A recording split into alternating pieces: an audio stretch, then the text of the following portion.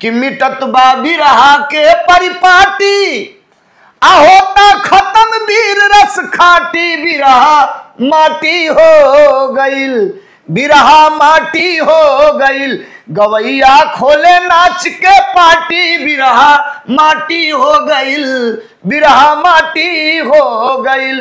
मैं यहाँ से जिला पंचायत का मेंबर, जानते हैं पोल वोट का 87% वोट पा करके मैं जिला पंचायत का मेंबर। पिताजी के मरने के 2.5 महीने बाद मेरा सबसे छोटा वाला भाई पैदा हुआ। पढ़ाई लिखाई करने के बाद फिर क्या आप कारोबार में आ गए या कुछ नौकरी वगैरह की करने की कोशिश की? चूंकि माँ ये नहीं चाहती थी कि मतलब ये गाना बजाना, क्योंकि वो मेरे परिवार का कल्चर नहीं था। फिर गाने लगा स्टेज शो, दंगल मुकाबला, तब तक मैं किसी से सिरनी नहीं लिया। क्या अखाड़ा अभी भी आपका कोई नहीं? गुरु बिहारी गुरु गणेश जब बोला जाता था तो लगता था कि अजब फीलिंग है। समाजवादी पार्टी के साथ आपका रिश्ता शुरू तो हो गया जी, आगे कैसे चला? आज का दौर बड़ा टिपिकल दौर है। आज के दौर में सच कहना मना है, सच बोलना मना है। पार्टी क्या इस बात को आदेशित करती है कि जन समस्याएं जो है, जनता के जो सवाल है, उसको भी गाओ? कोई नहीं जाना था भैया, कोई नहीं जाना था भैया, ऐसा भी दिन आएगा,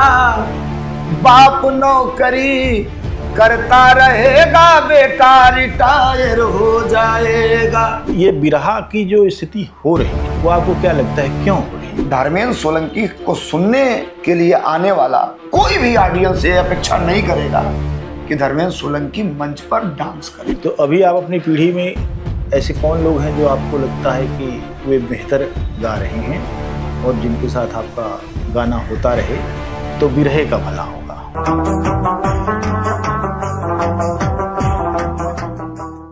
तमाम सारी कला विधाओं के साथ साथ बिरहा भी इस समय विमर्श का केंद्र है, लेकिन दुर्भाग्य से वह बुरे विमर्श का केंद्र बन गया है।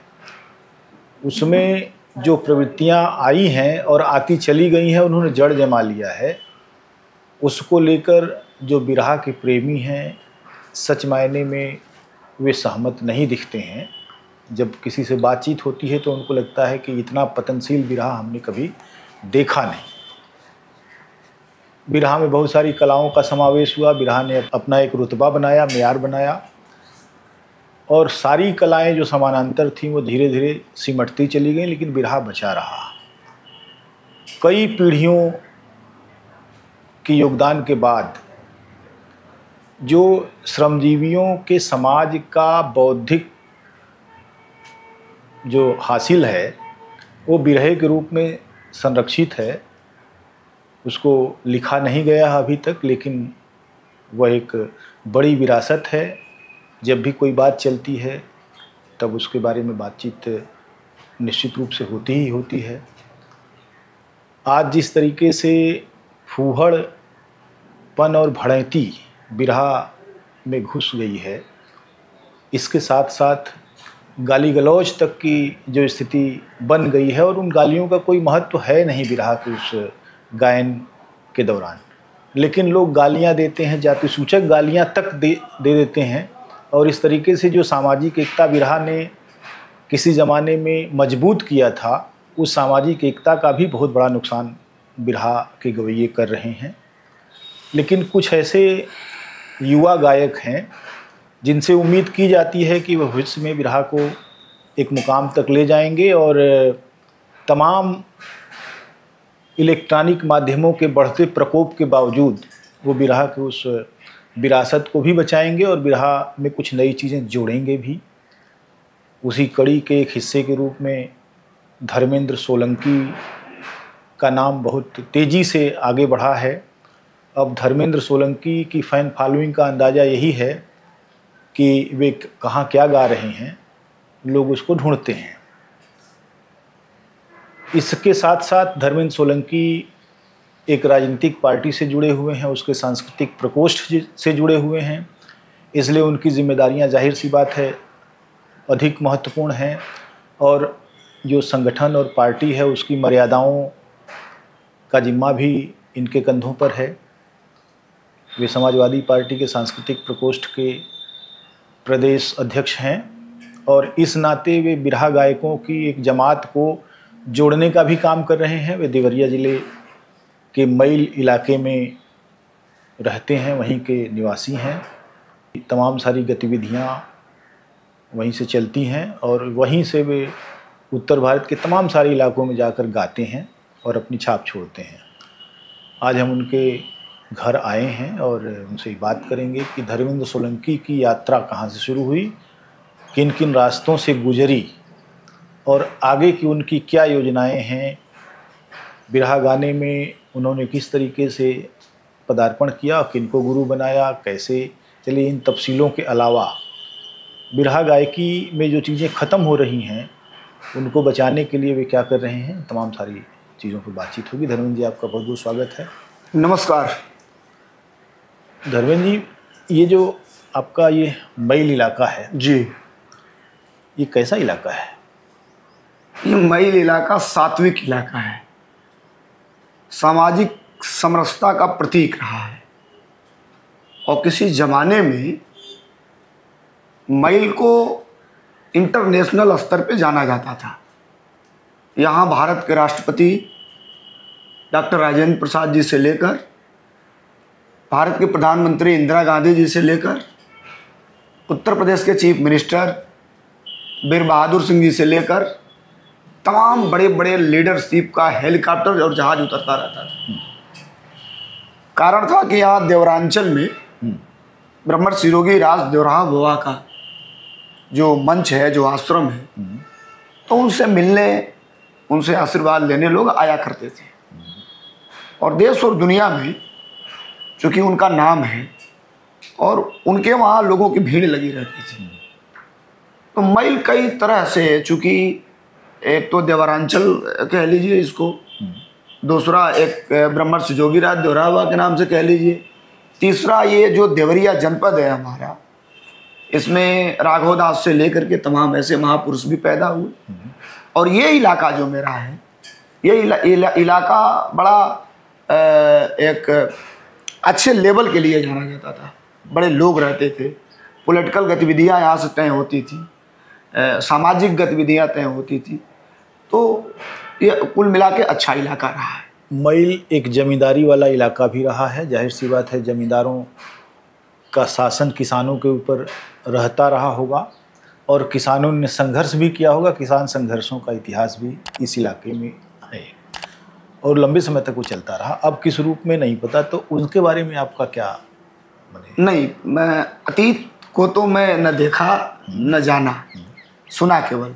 लेकिन वर्तमान में जब से हम लोग हैं तब से, अब चूँकि जमींदार भाई, जो जमींदार रहा 1000 एकड़ खेती, 500 एकड़ खेती, 400 एकड़ खेती, बड़े बड़े काश्तकार, लेकिन आज भी उस परिवार, उस घराने से जो लोग हैं, उन लोगों से मित्रवत संबंध सबका है।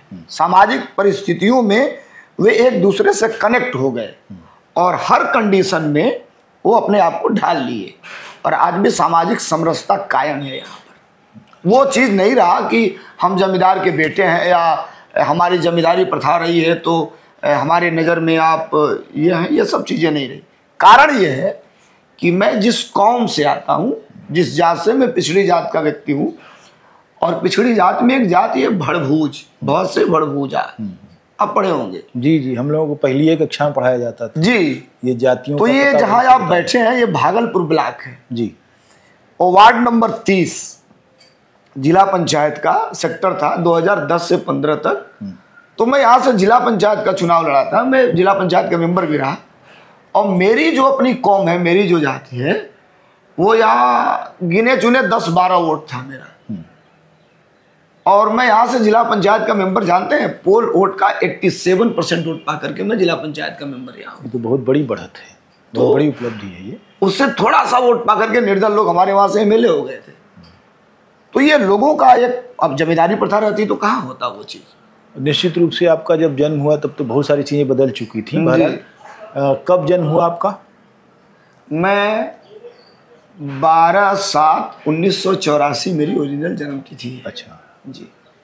आपके परिवार में कौन कौन लोग थे? आपके पिताजी क्या करते थे? नहीं, मैं चूँकि जब हम लोग यहाँ आए तो पिताजी हमारे बिजनेस और धंधा के माध्यम से यहाँ पर आए थे। अच्छा। हमारी जो जाति है तो प्रमुख रूप से इनका व्यवसाय है चूड़ा कूटना। आज भी बड़े बड़े पैमाने पे बड़ी फैक्ट्रियां हैं जहाँ 10,000 50,000 क्विंटल तक का डेली का प्रोडक्शन है बड़े बड़े जगहों पे। तो मेरे पिताजी यहीं आए। मेरा घर यहाँ से 20 किलोमीटर दूर है, बरहज विधानसभा में खेरिया एक गांव है, पैतृक। अब तो 99% लोग यही जानते हैं कि ये मैल के रहने वाले हैं। हम लोग यहीं के होकर रह गए। तो पिताजी आए, उसके बाद पिताजी की मृत्यु हो गई 6 महीने के बाद। अरे, और मैं था उस समय 13 साल का। और हमसे हमारे बाद एक हमारे भाई हैं, वो थे 7 वर्ष के। और पिताजी के मरने के 2.5 महीने बाद मेरा सबसे छोटा वाला भाई पैदा हुआ, जितेंद्र जी, जो इस समय HR है। बीच वाले भाई घर रहते हैं। तो उस कारोबार को माताजी ने संभाला हम लोगों को लेके। काफ़ी बड़ी जिम्मेदारी उनके ऊपर। बड़ी जिम्मेदारी थी और बड़ा प्लांट भी था, तो लेबर ओबर रख के किसी तरह। लेकिन उस समय नुकसान भी बड़ा हो जाता था।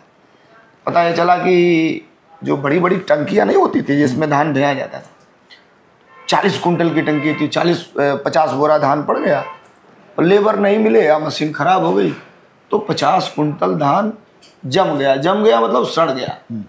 वो फेंक दिया तो फिर वो चूड़ा कूटने के लायक नहीं। तो एक ही दिन में अब उतना लॉस गया, समझिए। इस विषम परिस्थितियों से भी जूझते हुए माँ ने पढ़ाया हम लोगों को। और रात भर मशीन चलता था तो मैं भी उसी में इंक्लूड रहता था।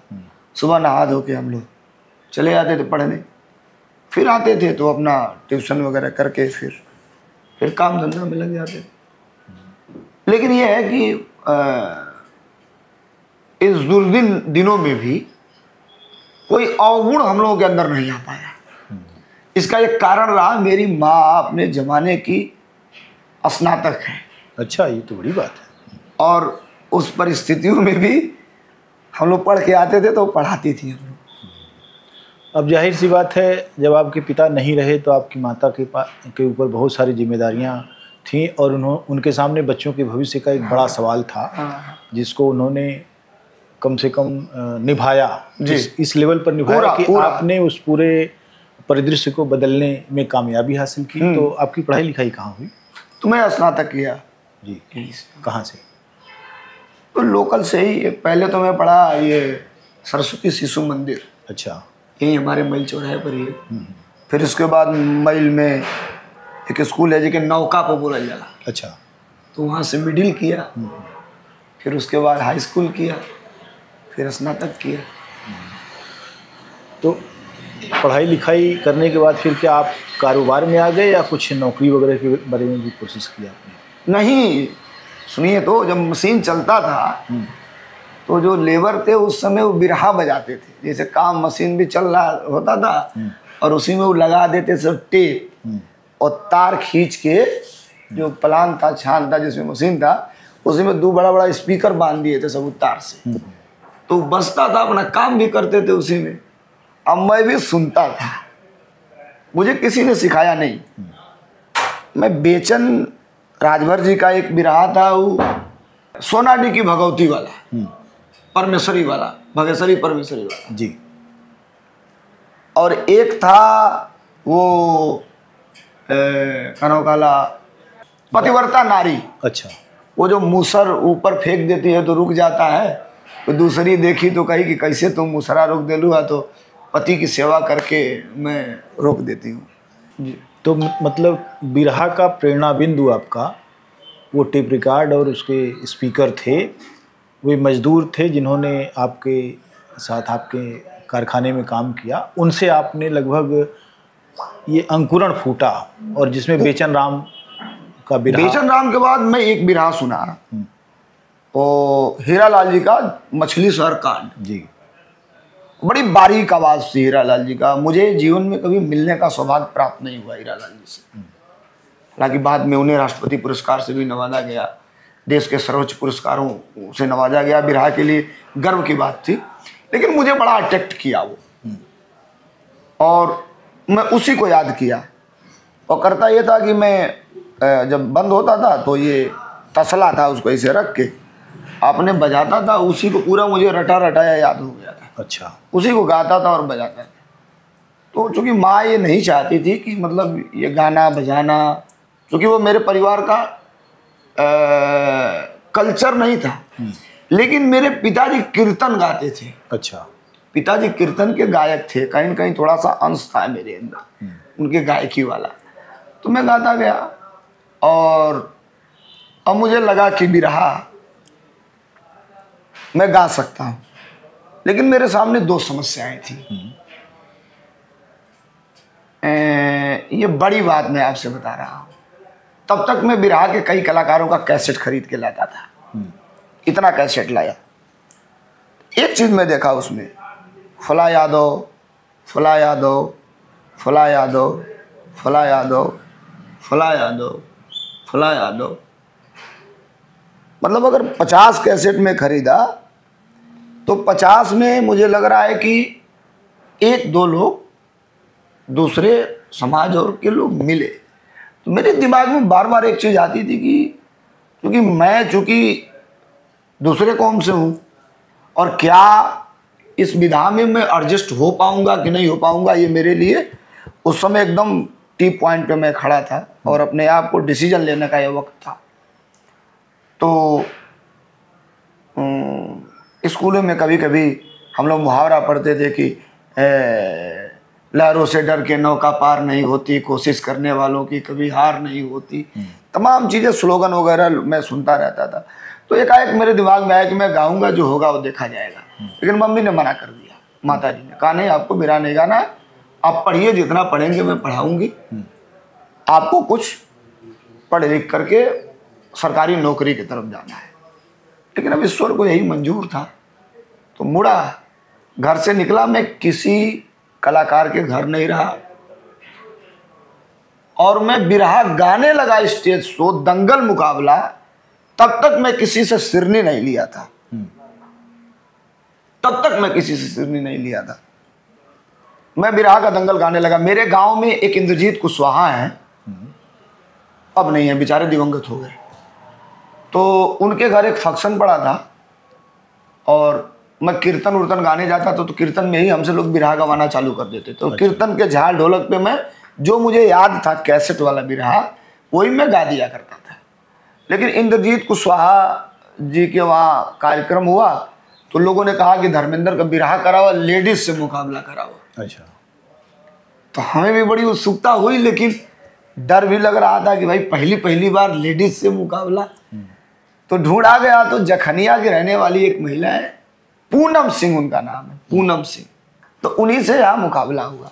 अब आप देखिए, बिरहा गायकी में तो अनुभव के मामले में मैं कच्चा था, इसलिए कि अभी नई नई शुरुआत थी हमारी, बहुत जानकारी नहीं थी। लेकिन क्षेत्रीय लोगों में मैं तब तक लोकप्रिय हो गया था। 2-4-10 गाँव में कीर्तन गाते जाते। लोग इतना आए मेरा बिरहा सुनने के लिए और इतना मुझे पैसा दिए, इनाम दिए कि अब मैं ये नहीं कहता कि उनका बिरहा फीका हो गया, लेकिन लोगों ने मेरा सम्मान इतना बढ़ा दिया कि मैं हाईलाइटेड हो गया अपने इलाके से। और तब से तो ये कारवां निकल गया और मैं अनवर चलता रहा। एक जो महत्वपूर्ण बात है वो ये है कि धर्मेंद्र सोलंकी का एक मतलब यह भी है कि बहुत उत्साही और बहुत कॉन्फिडेंट गायक। तो ये कॉन्फिडेंस कैसे आता है आप में कि आज आप इतने चहक के और जहक के बोल रहे हैं? ये कॉन्फिडेंस तो निश्चित रूप से एक बड़ी चीज़ है। जी, ये आपका सवाल बड़ा टिपिकल है।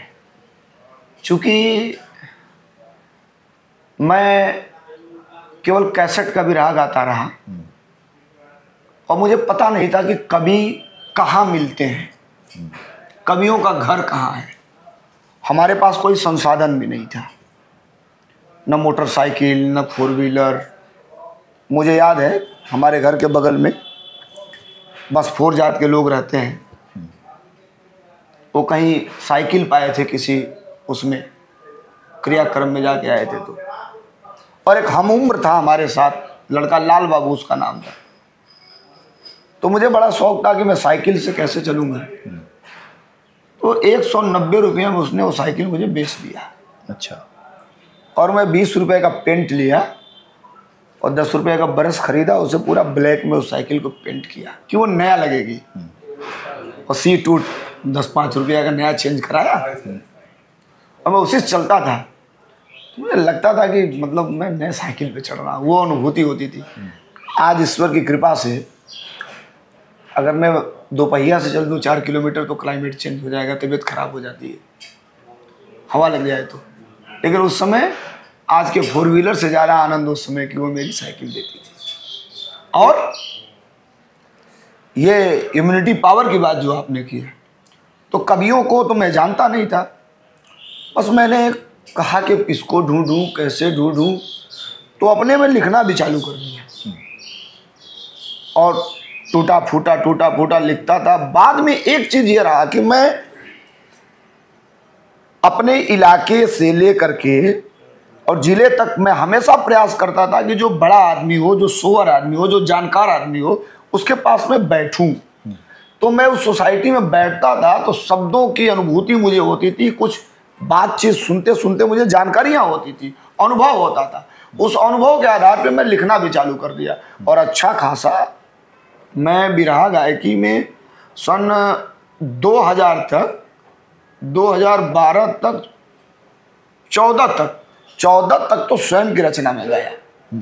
चाहे बिरहा गाया, चाहे लोकगीत गाया, चाहे पार्टी के गाने गाए, जो भी गाया स्वयं की रचना गाया 2014 तक। तो क्या अखाड़ा अभी भी आपका कोई नहीं है? नहीं, अब शुरू से ही मैं गणेश अखाड़े से गाया। बिरहा जरूर हीरालाल जी का सुना, लेकिन अखाड़ा मुझे पसंद है। था गुरु बिहारी, गुरु गणेश जब बोला जाता था तो लगता था कि ये अजब फीलिंग है। तो मैं अपने आप गुरु बिहारी, गुरु गणेश करने लगा था। और अब तो मैं गणेश अखाड़े का ही गायक हूँ, देश दुनिया में इसी से जाना जाता हूँ।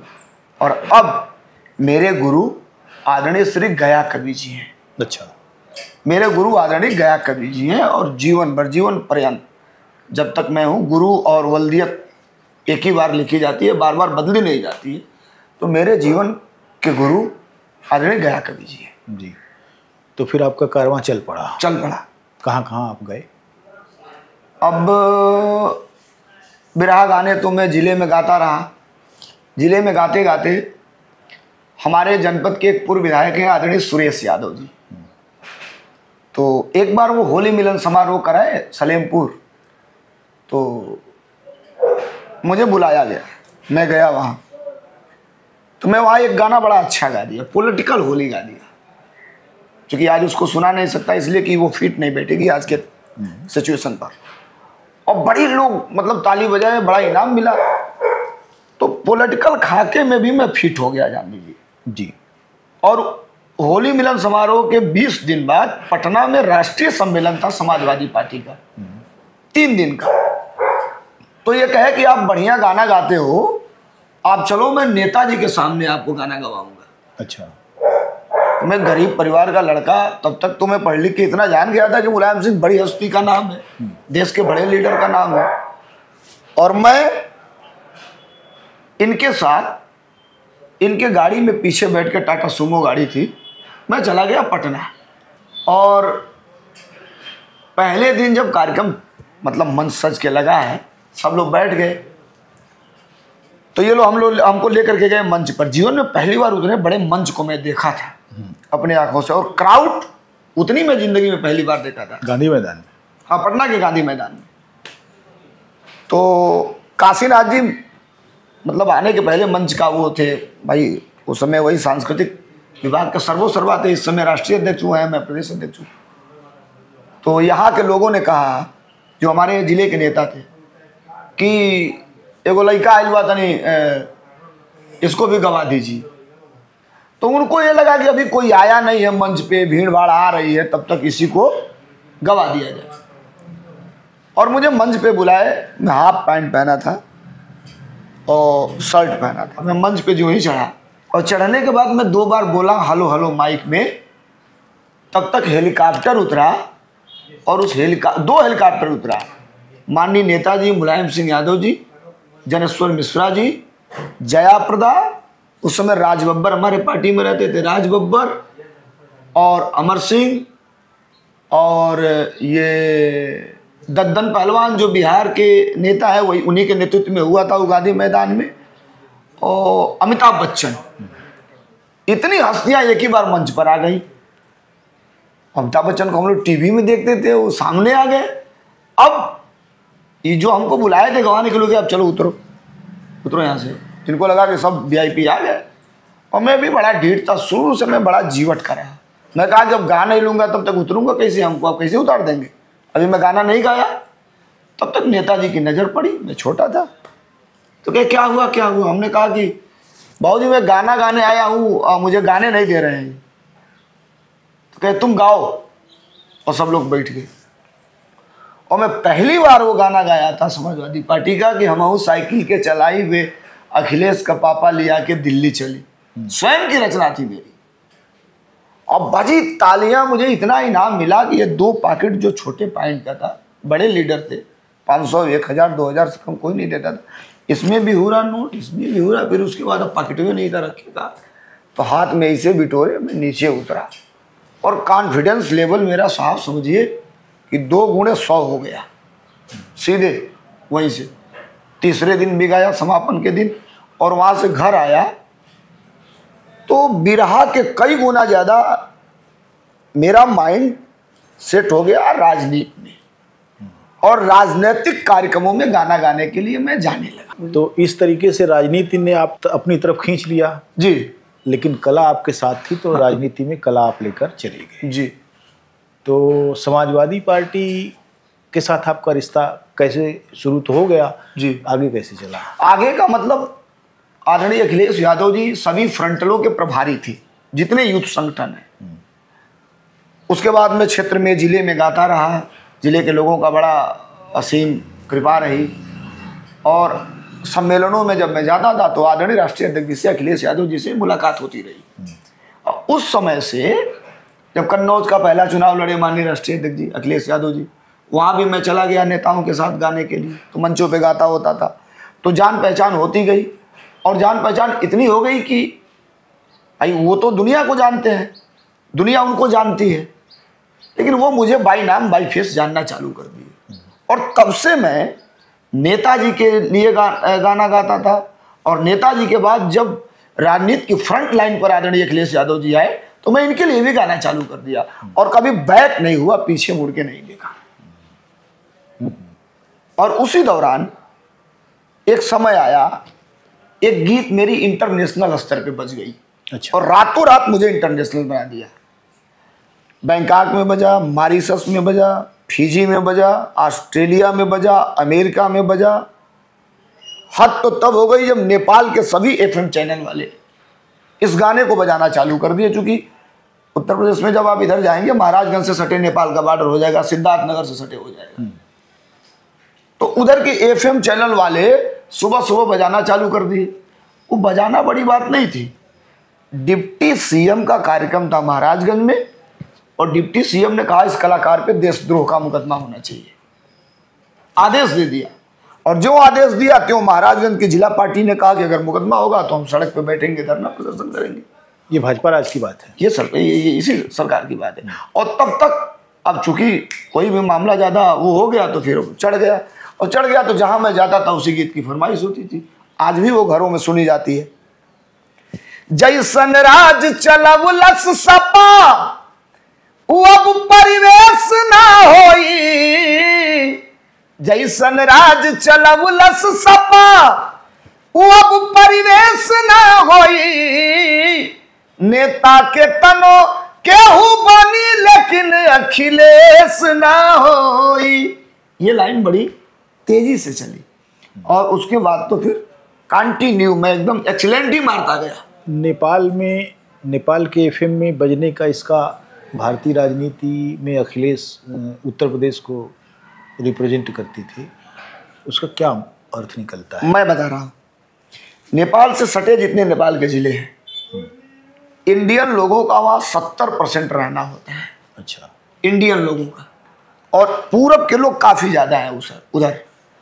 और वहाँ हर FM चैनल को या हर इलेक्ट्रॉनिक चीज़ को तो ये खोज रहती है कि मैं क्या चीज़ प्रेजेंट करूँ जिससे मेरी TRP बढ़े।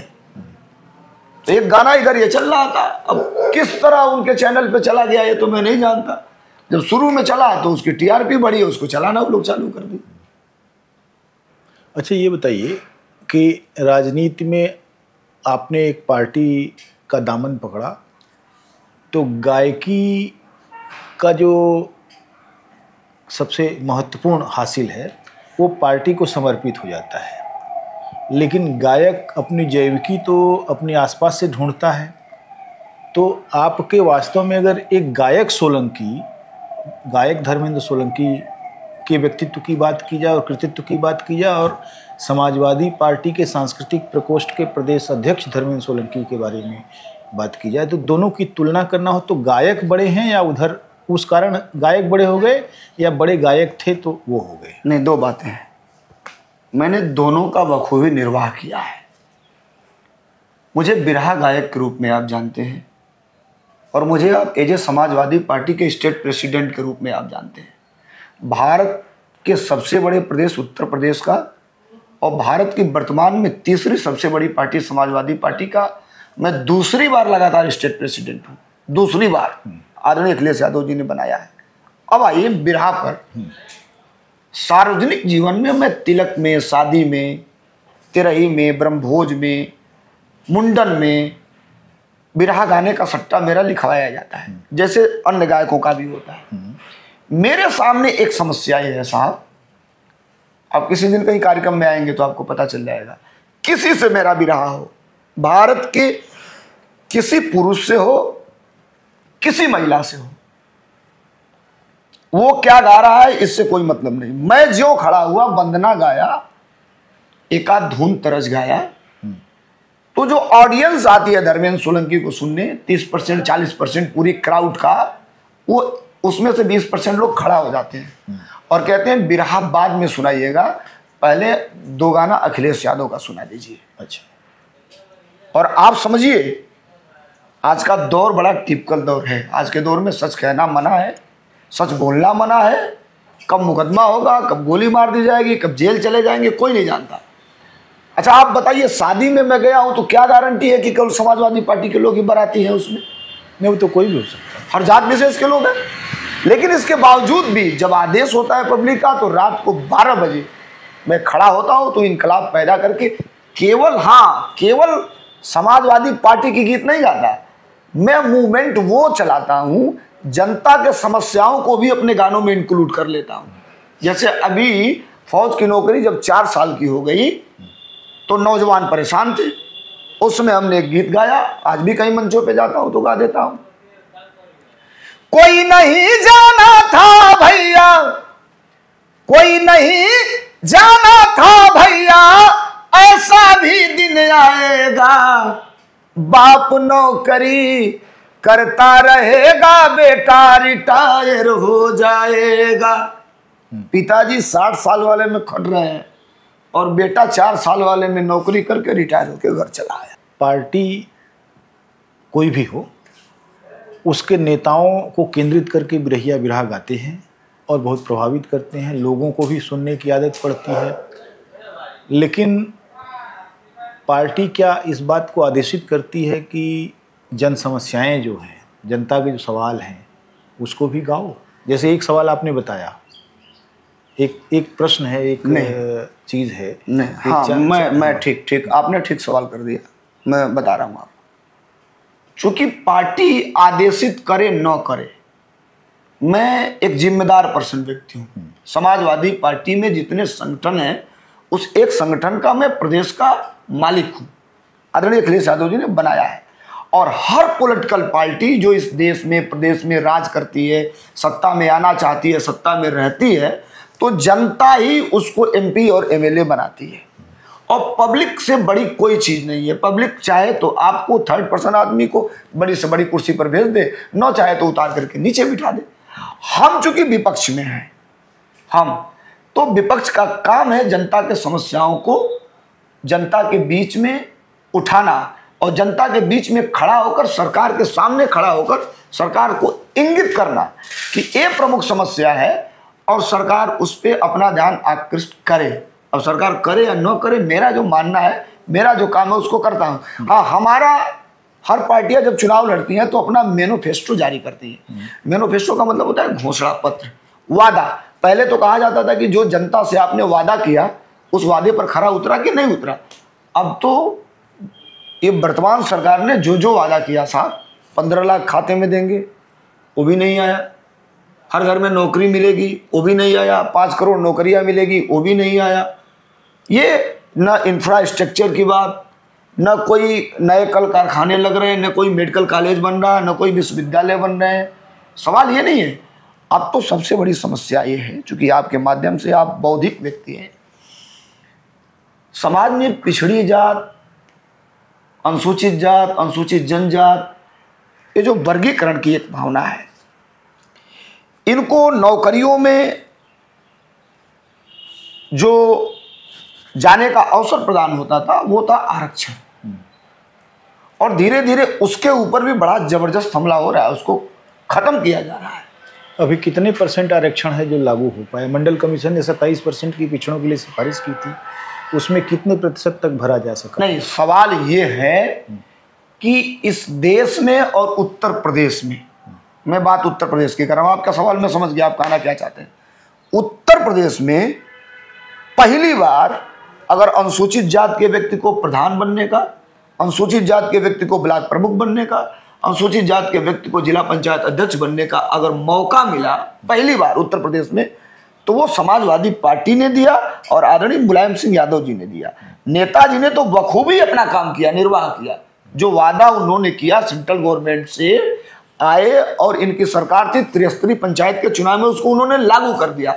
अब ये जो सरकारें आई साहब, हमें पता नहीं चल रहा है, हमारा कोटा मिल ही नहीं रहा है, दूसरे लोग हमारे कोटे में आकर के नौकरी लेकर के चले जा रहे हैं। हम क्या परसेंटेज गिनाएं, हमारा हक नहीं मिल रहा है। ये तो हम कितने की बात करें? जैसे हाँ, आपको सांस्कृतिक प्रकोष्ठ की जो जिम्मेदारी है, उस जिम्मेदारी के साथ एक जो बात की जाती है कि इन समस्याओं को उठाइए बिरहा में, उसको गाइए, उसको जगह जगह इन समस्याओं को जनता के दिमाग में ये पहुंचाइए। वो कौन कौन सी समस्याएं? वो समस्या ये है, अभी खाद को 50 किलो से निकाल 10 किलो कम करके 45 नहीं, अब 40 किलो हो गया। अच्छा, अब 40 हो गया? अब 40 किलो हो गया। तो मैं जाता हूँ अपने गीतों में इसको गा करके बताता हूँ, पूछता हूँ कि बताइए अखिलेश यादव की सरकार में यूरिया खाद कितने किलो की मिलती थी? तो बोले लोग 50 किलो। अब कितने किलो? तो 40 किलो। मैंने कहा ठीक है, 50 को 40 कर दिया, लेकिन दाम भी तो 10 किलो का कम होना चाहिए। दाम कम हुआ नहीं, क्वांटिटी कम हो गई, दाम उतना ही है, बढ़ गया। देखिए, इस देश में एक टैक्स है जिसका नाम है जीएसटी, आप भी जानते हैं। यही विषमताओं का हम लोग विरोध करते हैं। इस देश में एक टैक्स है जिसका नाम जीएसटी, हीरा पर 3% है। गूगल का जमाना है, आप सर्च कर लीजिए।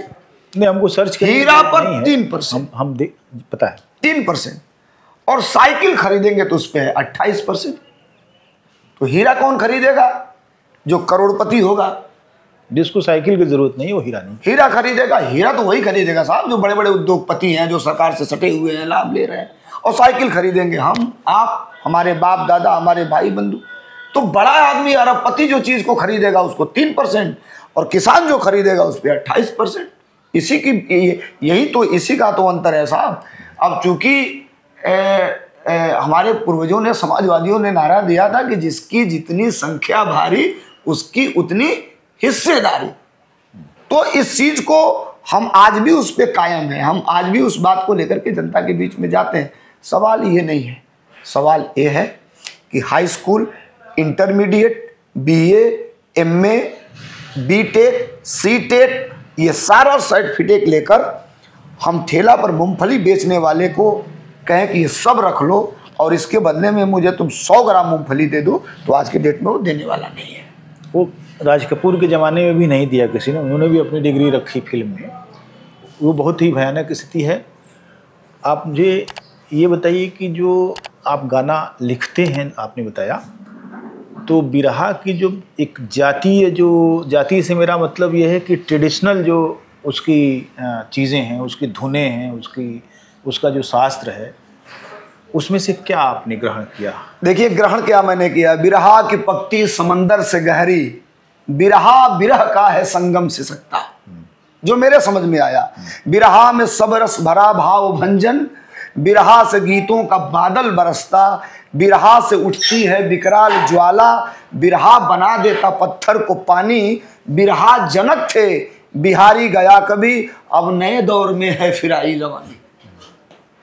तो बिरहा को कई दृष्टिकोण से आप देखेंगे तो बिरहा पर काफी आपने रिसर्च किया है, और मैं हमेशा प्रयास करता हूं कि बिरहा की जो मूल परिपाटी है उसी बिरहा को और उसी परिपाटी को मैं आगे बढ़ाने का काम करूं। ये बिरहा की जो स्थिति हो रही है वो आपको क्या लगता है क्यों हो रही है? उसके पीछे क्या घटक है जो उसको मजबूर किया जा रहा है बिरहियों को, या बिरहिया खुदे जो है चाहते हैं कि कुछ उससे प्राप्त हो जाए? नहीं, वही तो क्या वजह है? मैं बता रहा हूँ। मैं गीत अभी गाने जा रहा हूँ, हो सकता है कि गाऊंगा तो फिर बवंडल ही हो और आलोचनाओं का भी शिकार मैं हो जाऊं, लेकिन मुझे उसका गम नहीं है, इसलिए कि हम लोग बड़े जीवट के लोग हैं और हमेशा डट के हर चीज़ का हमने मुकाबला किया है। बिरहा से मुझे जानते हैं दुनिया में जो पहचान है पार्टी के गायक के नाते तो है भी, लेकिन बिरहा में एक साफ सुथरे गायक के रूप में भी मेरी पहचान है। मेरा कोई भी स्क्रिप्ट उठा के देख लीजिए बिरहा का, मैं हमेशा संयमित भाषा का प्रयोग किया और टिपिकल और क्लिष्ट चीजें भी ला करके दिया हूं जो कोई बड़ा मेहनत करने के बाद आदमी को मिलेगी वो चीजें। मैं गीत गाने जा रहा हूं कि मिट गईल बिरहा के परिपाटी। अब मिट गईल को कहेंगे तो लोग कहेंगे कहां मिट गया, तो फिर मैं यहां कहने जा रहा हूं कि मिटत बा बिरहा के परिपाटी, होता खत्म वीर रस खाटी, बिरहा माटी हो गईल, बिरहा माटी हो गईल, गवैया खोले नाच के पाटी, बिरहा माटी हो गईल, बिरहा माटी हो गईल, गवैया खोले नाच के पाटी, बिरहा माटी हो गईल, बिरहा माटी हो गईल, खत्म ककहरा बंदिश हो गई, बिरहा से अब भाई। मैं सुना था, गाता तो हूं नहीं, लेकिन अब कहीं सुनने को भी नहीं मिल रहा है कि खत्म ककहरा बंदिश हो गई, बिरहा से अब भाई, चौलर कजरी और विदसिया नहीं खेदेत सुनाई। इतना ही नहीं, मर्द मर्द का बिरहा सपना बनल लेडीज का जोड़ी, और ओकर सट्टा ढेर लिखाई, ज्यादा कमर जे तोड़ी, बिरहिया बदले ताना बाना, अरे भूल के बिरहा का पैमाना, बिरहा माटी हो गईल, झरत बिरहा वृक्ष के पाती, बिरहा माटी हो गईल, बिरहा माटी हो गईल। और कई अंतरे हैं। मैं ये कह रहा हूँ कि जैसे लोग नाचते हैं, मान लीजिए नाचने वाला आपके सामने रहे किसी मुकाबले में, तो आप क्या करेंगे? ये सवाल तो आपने बड़ा मतलब टिपिकल ला करके खड़ा कर दिया। देखिए, ऑडियंस जब सुनने आता है ना, ऑडियंस, तो अगर दो कलाकार हैं तो उसके पास दो टेस्ट सुनने के अंदर ललक है। धर्मेंद्र सोलंकी को सुनने के लिए आने वाला कोई भी ऑडियंस ये अपेक्षा नहीं करेगा कि धर्मेंद्र सोलंकी मंच पर डांस करे, हालांकि मुझे आता भी नहीं है करना। तो मेरा स्पेशल मेरे ऑडियंस हैं जो आते हैं हमसे, अपेक्षा जो लेकर के आते हैं, और मैं पढ़ लेता हूं उनको चाहिए क्या। मान लीजिए जैसे रवीना रंजन नाचती है, अब आपका रवीना रंजन का मुकाबला हो गया। कैमरे पे बोल रहा हूँ जी, आप चलाएंगे इसको। कभी कभी कुछ लोग उल्टा पुल्टा बोलना चालू कर देते हैं। मैं ये नहीं कहता भाई हर आदमी अपने फन का माहिर होता है, कोई नई बात थोड़े है उनसे गाना जिसकी बात आप नहीं, मैं ये कह रहा हूँ अगर वो नाचे और आप ना नाचे, तो क्या ऑडियंस आपको सुनने के लिए रुकेगी या उसका डांस? साहब, अब ये बड़ी बात कह रहा हूँ जी। अब तक आज के दौर का जितना भी बिरहा मुकाबला है, मेरे सुनने के बाद मेरे गाने वाली भीड़ का 30% भीड़ बचती है लोगों को सुनाने के लिए। लेकिन लौंडे सब नए नए वही काम कर रहे हैं, नहीं इधर नहीं आ रहे हैं। क्यों? वो किधर? जैसे क्लासिक बिरहा तो छोड़ दीजिए, मैं दुनिया की बात क्यों करूं? नई बिरहा, मैं दुनिया की बात क्यों करूं? मेरा जहां भी कार्यक्रम है वहां आप अपना कैमरा लेके आ जाइए, देख लीजिए क्राउड क्या सुन किसको रही है। सुनते हैं लोग मुझे, तो ये तो अच्छी बात है, इत्मीनान से सुनते, बढ़िया संकेत है। सुनते ही नहीं है, सुनते हैं, सम्मान देते हैं, सबसे ज्यादा सम्मान देते हैं। मुझे लग रहा है कि कोई अगर 20 माला पहना होगा प्रतिद्वंदी कलाकार तो मैं रात भर में उसके मुकाबले 100 माला पहनता हूँ। कोई 5 गमछा से साफा बनवाता है तो मैं उसके मुकाबले 10 गमछा से साफा बनवाता हूँ। बुलाता थोड़े हूँ। लोगों के अंदर प्रेम है, चाहत है, लगाव है बिरहा के प्रति, धर्मेंद्र सोलंकी के प्रति। तो अभी आप अपनी पीढ़ी में ऐसे कौन लोग हैं जो आपको लगता है कि वे बेहतर गा रहे हैं और जिनके साथ आपका गाना होता रहे तो बिरहे का भला होगा? नहीं, देखिए, हम फिर से निवेदन करेंगे ऑन कैमरा आपसे कि आज के आधुनिक परिवेश में जहाँ पर ट्विटर, इंस्टाग्राम, फेसबुक, ये यूट्यूब, ये जो मनोरंजन के जो प्लेटफार्म हो गए हैं, जो वल्गरेशन यहाँ बढ़ा है साहब, एक तो वो अप्रत्यक्ष होता है और प्रत्यक्ष वो होता है कि जो हम लाइव करते हैं। तो मैं एक आदमी की बात करूंगा बेमानी हो जाएगी, मैं तो हाथ जोड़ के सबसे कह रहा हूँ। नहीं, कुछ लोगों की बात नहीं कर रहा हूँ। देखिए, ये बड़ा मामला हो जाएगा चूंकि मैं जिम्मेदार व्यक्ति हूँ। नाचना ये थोड़ा सा कला का एक ऐसा मतलब उसी का एक वो है, एक कड़ी है, लेकिन उसका एक मतलब है कि अगर कोई बात हुई, थोड़ा सा आदमी उसमें उस मूवमेंट में ढल गया, 1 सेकंड, 2 सेकंड, 5 सेकंड, तो वो उसका सम्मान बढ़ा देता है। लेकिन आप उसको बाजारीकरण करेंगे, आप उसको ये चाहेंगे कि इस कल्चर में मैं थोड़ा सा वल्गरेशन करके इसको दिखाऊं, उत्तेजित करके इसको दिखाऊं, तो वो चीज़ बिरहा से अलग की चीज़ है। वो आपको क्षणिक आनंद तो दे सकती है, लेकिन सुबह 5 बजे तक जो बैठता है ना, सुबह 5 बजे तक जो बैठता है, वो कहता है कि ये बिरहा गाया है, और वो जब जाता है तो वो बिरहा का जिंदाबाद करते हुए जाता है। आपने कहा बिरहा की परिपाटी मिट रही है, जो पुरानी परंपराएं थी, जो गायकी का जो लयकारी थी, गायब होती जा रही है, तो उसको बचाने के लिए क्या किया जाना चाहिए? मैं ऑडियंस से भी निवेदन करूंगा कि भाई, अगर बिरहा आप सुनने आए हैं तो आप डिमांड करिए बिरहा में। बिरहा वीर रस का गाइए, बिरहा अच्छी कोई महाभारत की कहानी गाइए, बिरहा अच्छा कोई ऐतिहासिक कहानी गाइए। अब कलाकार खड़ा होता है, अब पहले के ज़माने में बिरहा तो ये होता था कि अगर आपने गौ पर गिराया तो वो घौ से गाएंगे, आपने अगर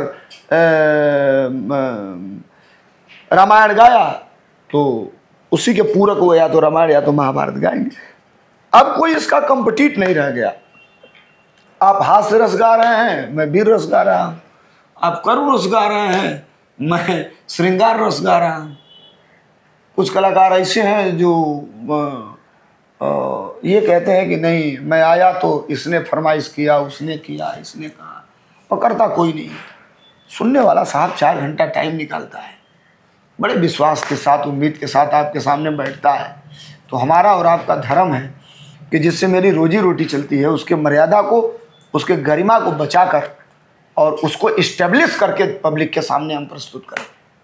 जी, आखिरी प्रश्न मुझे ये बताइए कि बिरहा की एक विशाल विरासत है, उसका वो बहुत बड़ी बौद्धिक संपदा है श्रमजीवियों की, लेकिन इसका कोई डॉक्यूमेंटेशन नहीं है, कुछ नहीं है, कोई किताब तक नहीं है इस पर कायदे की। क्या इसके लिए कभी किसी ने सोचा, कभी कोई कर रहा है? अब किसने सोचा नहीं सोचा ये तो मैं नहीं बता सकता। मैंने सोचा है। अच्छा। सरकारें बहुत बड़ी चीज होती हैं, सरकार बड़ी चीज होती है, और मैंने कई बार माननीय आदरणीय अखिलेश यादव जी से इस पर बात भी किया है। उन्होंने कहा भी है, सहमति भी उन्होंने जताया है कि एक ऐसा ये विधा है जिसमें सभी रसों का समागम है।